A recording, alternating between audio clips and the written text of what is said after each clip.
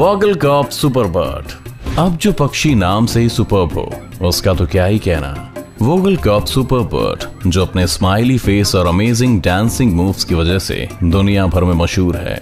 आप इसे पक्षियों का माइकल जैक्सन भी कहेंगे तो कोई और बर्ड आपकी बातों का बुरा नहीं मानेगी।